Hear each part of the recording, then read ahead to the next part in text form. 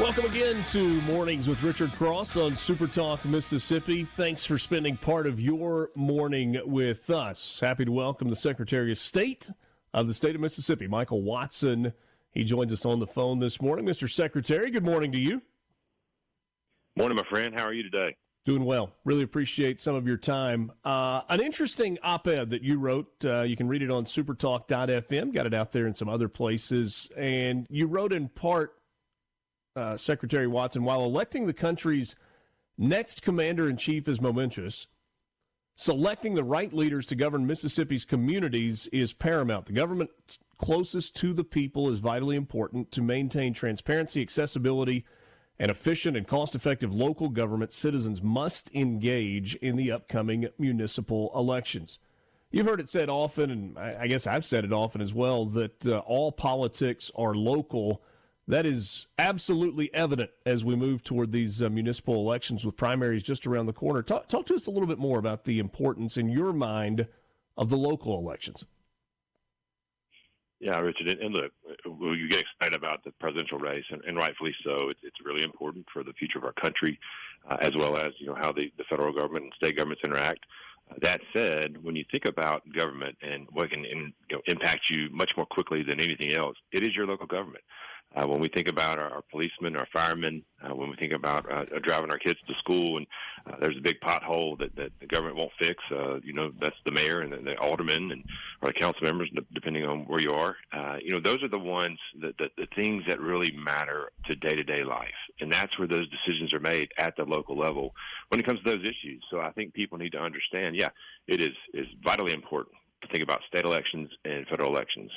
But for those elections at the local level, they're going to impact your life much more quickly on the everyday, side of things. You've got to pay attention to these municipal elections. So it's really important to think about who's going to be my mayor, who's going to be my council members, who are going to make those decisions on which roads do we fix, on infrastructure. That look, it's not very sexy, but you got a pipe that busts under the road and bubbles up, and the road deteriorates, and sinkholes happen, and those are things that are important to you going to school with your children, going to church, going to shop. So really important to make sure that we're focusing on these municipal elections. So in terms of the primary, the deadline to register to vote, if you're not currently registered, has already passed, but that doesn't mean that you are precluded from voting in upcoming municipal elections and in runoffs or certainly in the general election, right? Right. For the general, make sure that you are registered by May 5th. I was talking to my guys today, and Cinco de Mayo is a well-known date, so keep that in your head. So make sure you're registered by then if you're not registered already to vote in those municipal elections. I'm going to have a 15-year-old on Cinco de Mayo as well. Boy, time goes in a hurry. Oh, it goes fast. You know that as well. I want to go back to the all politics is local. I think you laid that out pretty well. There's no question that's what is happening in Washington, D.C., maybe more than ever before, affects Americans. It affects our pocketbooks. It affects the things that we're passionate about, that we believe in, whether you're a conservative or you're liberal or more liberal. But in terms of what your local community looks like, how the place you live operates on a day-to-day basis, how taxes are assessed or reduced, whatever the case may be, that all comes from the mayor and your local board of supervisors and your local board of aldermen or city council. That stuff really, really matters, and it does affect us on a more day-to-day basis probably than even decisions that are being made at the federal level make. You're right. And just yesterday, I was visiting my buddy Bill Rivers, and Bill he has a plant operation, and he had just gotten a shipment of soil that he uses in his plants, and was showing me the notice that he got on the increase because of the tariffs. So, again, let's keep our eye on the ball here. It's a big deal what's going on at the federal level. So I don't want to dismiss that, but when we're talking about just everyday life, the things that are going to impact you.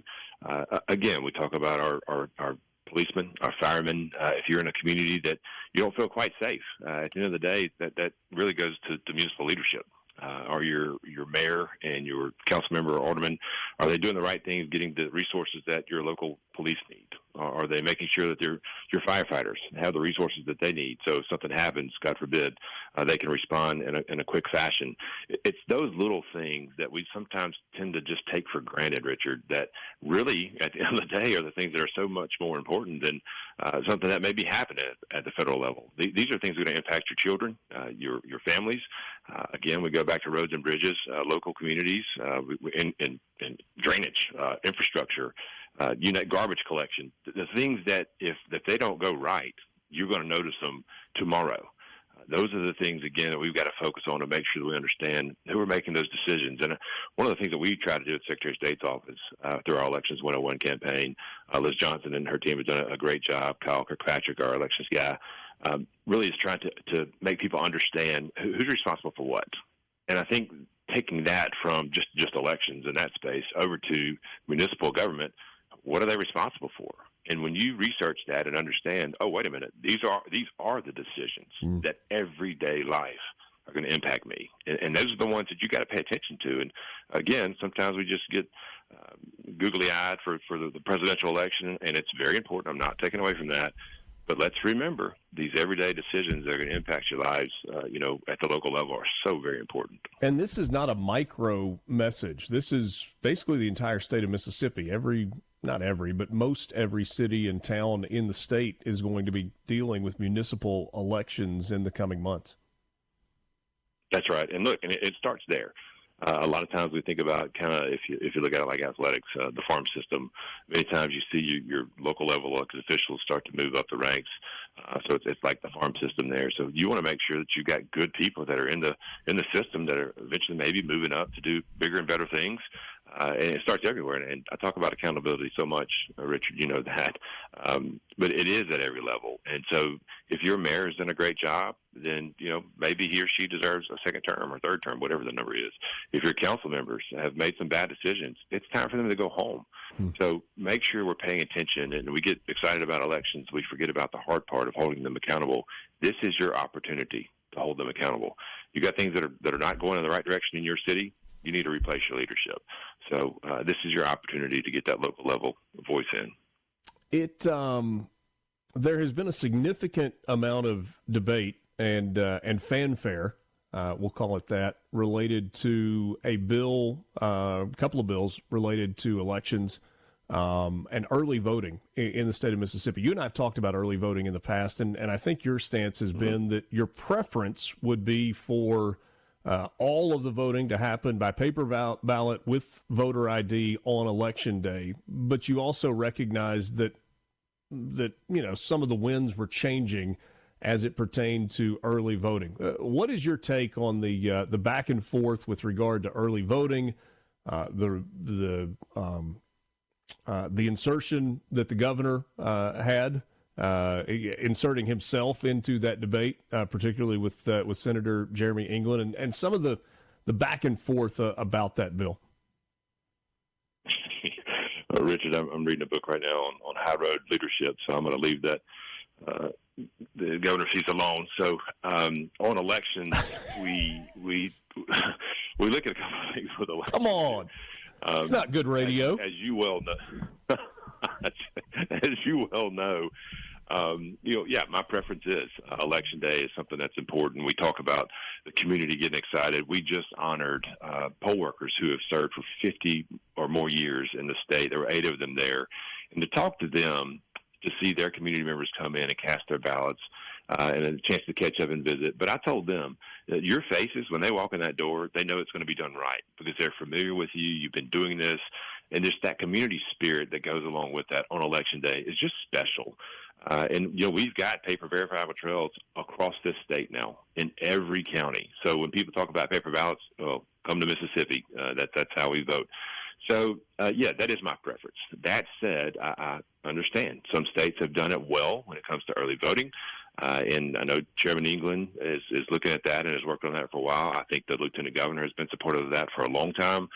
So if they're going to do it, my whole assertion was just let me help you make sure this is as secure as possible. Let's talk about the logistics. When you think about a small county, and let's say on Election Day, they're used to, a certain turnout. Well, unfortunately, or fortunately, depending on the voter, they decide, well, I don't want to vote on election day anymore, I'm going to go early vote. If you see a huge shift in that number in these small counties, they're going to be overwhelmed.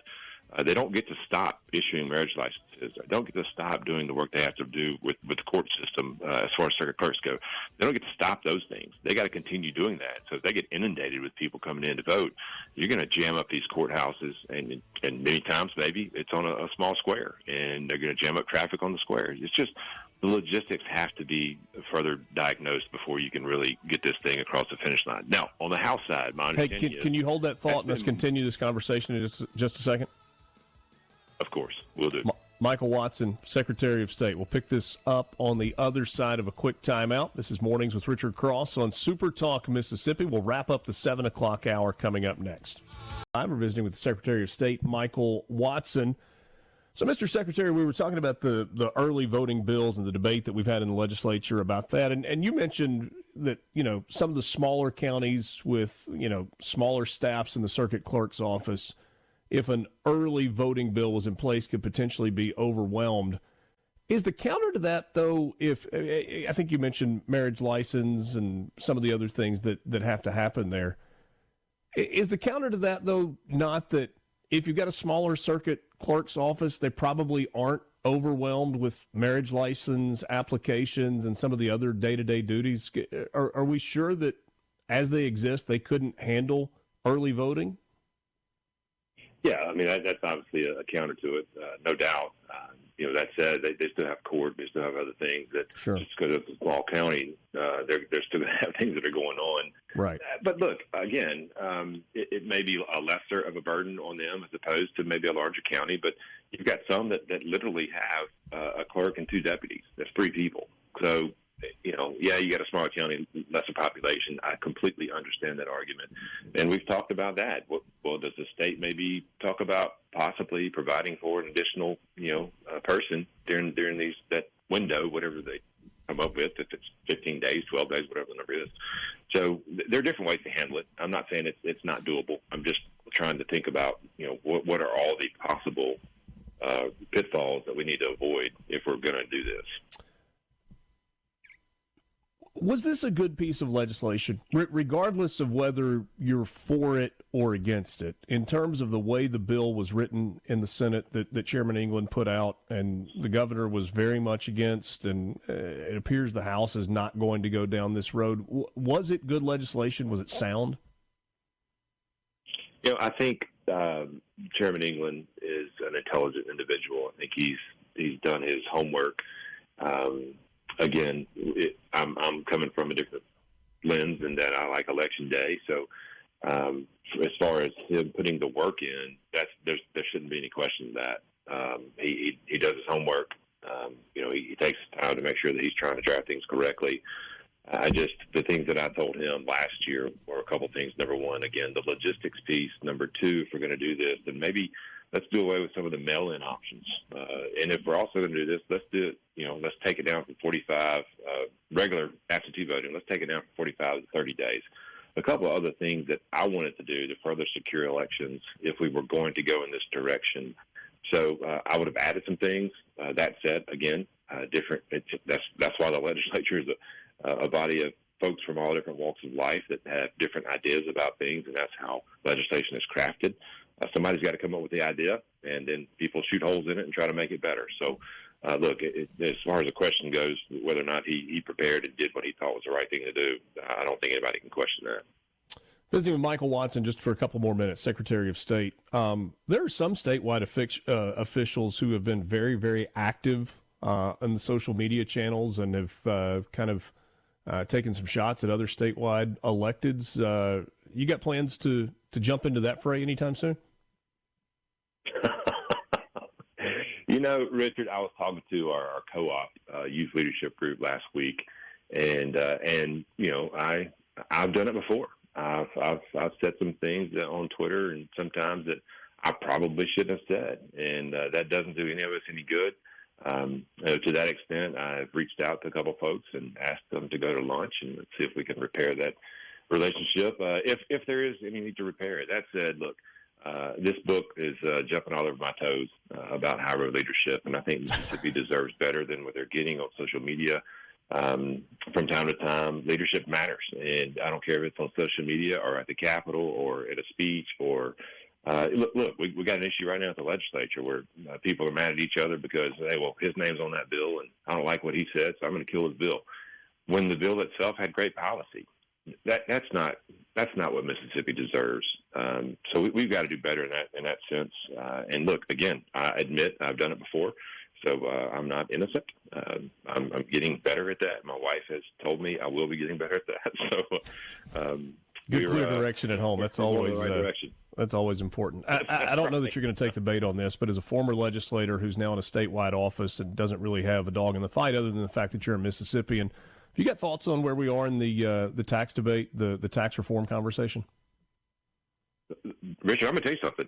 When I sat down yesterday again, when I saw that tariff increase on soil, my buddy Bill Rivers' place, I'm not so sure.